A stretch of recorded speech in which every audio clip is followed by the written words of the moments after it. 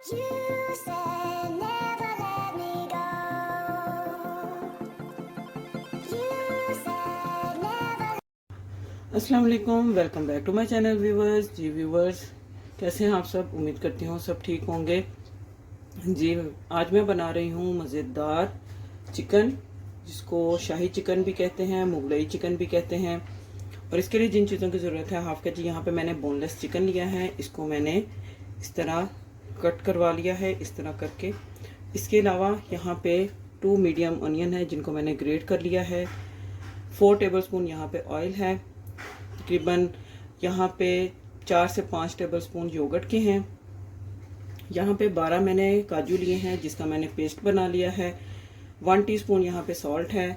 3/4 teaspoon black pepper powder है। और 2 tablespoon यहाँ पे कोरिएंडर पाउडर है। सफ़ेद ज़ीरा है, जिसको मैंने दरदरा सा किया है, ये 1 टीस्पून है। जिंजर गार्लिक है यहाँ पे 2 टीस्पून। 3 क्लोव्स गार्लिक के लिए हैं और साथ में 1 इंच का टुकड़ा अदरक का लिया है, तो ये 2 टीस्पून यहाँ पे जिंजर गार्लिक है। इसको मैंने ग्रेट कर लिया है। इसके अलावा 3/4 टीस्पून गरम मसाला पाउडर है, 1/2 टीस्पून हल्दी पाउडर है, 1 टीस्पून यहाँ पे रेड चिली पाउडर है। तो सबसे पहले मैं यहाँ पे चिकन को नमक और काली मिर्च लगा के आधे घंटे के लिए मैरिनेट कर लूँगी। मिक्स कर लूँगी।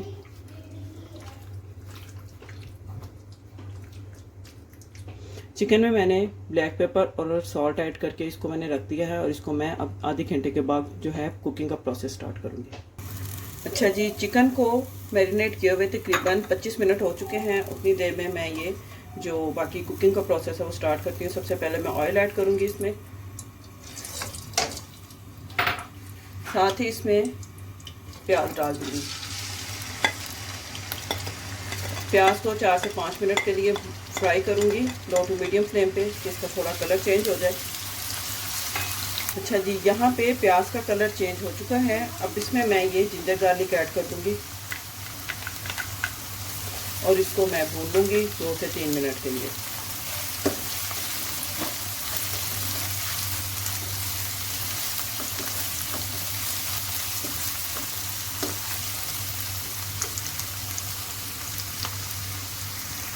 अच्छा जी, जिंजर गार्लिक को भी मैंने इसमें अच्छी तरह से भून लिया है। अब इसमें मैं ये जो मैरिनेटेड चिकन है ये मैं ऐड कर दूँगी।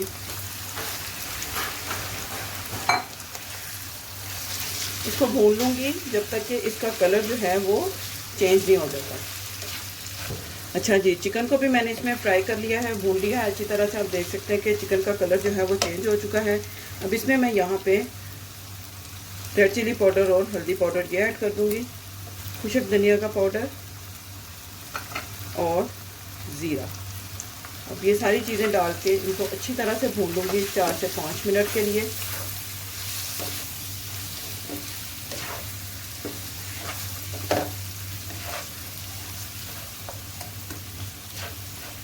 अच्छा जी, यहाँ पे जो मसाले मैंने डाले थे वो डाल के मैंने 4 से 5 मिनट के लिए भून लिया है। अब यहाँ पे मुझे इंग्रेडिएंट्स में मुझे बताना याद नहीं रहा।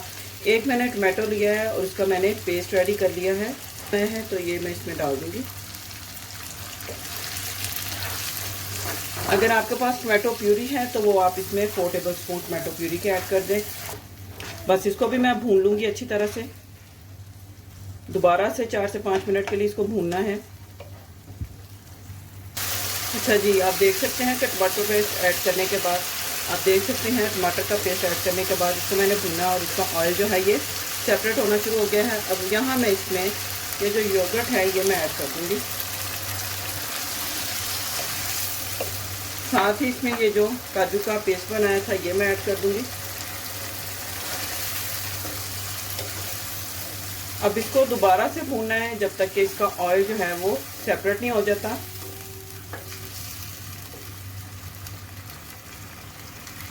जी व्यूवर्स, यहाँ पर देखें साइडों पे इसके जो ऑयल है वो निकलना शुरू हो चुका है। अब यहाँ पर मैं इसमें ये मेरे पास 3 से 4 यहाँ पे मेरे पास ग्रीन चिलीज़ है, ये मैं इसमें ऐड कर दूँगी। और थोड़ा सा इसमें तकरीबन 1/4 कप इसमें मैं पानी ऐड करूँगी। पानी ऐड करके इसको मैं तकरीबन बिल्कुल दम वाली फ्लेम पे 15 मिनट के लिए रख दूँगी।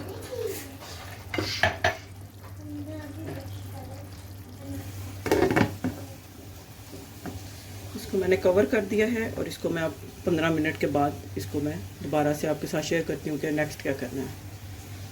जी व्यूअर्स, यहाँ पे 15 मिनट हो चुके हैं और आप देख सकते हैं इसका टेक्सचर आप चेक करें। ऑयल जो है इसकी साइडों से निकलना शुरू हो चुका है। तो बस इसको मैं थोड़ा सा और पकाऊंगी। फ्लेम को मैंने मीडियम रखा हुआ है।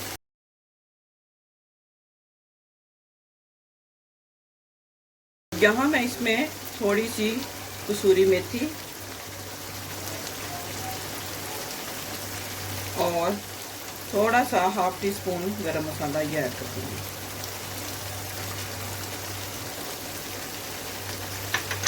दो मिनट के लिए इसको दम पे रखूँगी और हमारी जो बोनलेस कढ़ाई है वो रेडी हो जाएगी।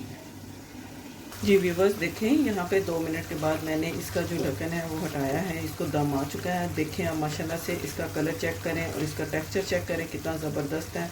ऑयल भी सेपरेट हो चुका है। तो चलें अब इसको मैं डिश आउट करती हूँ और आप लोगों के साथ इसकी फाइनल लुक शेयर करती हूँ।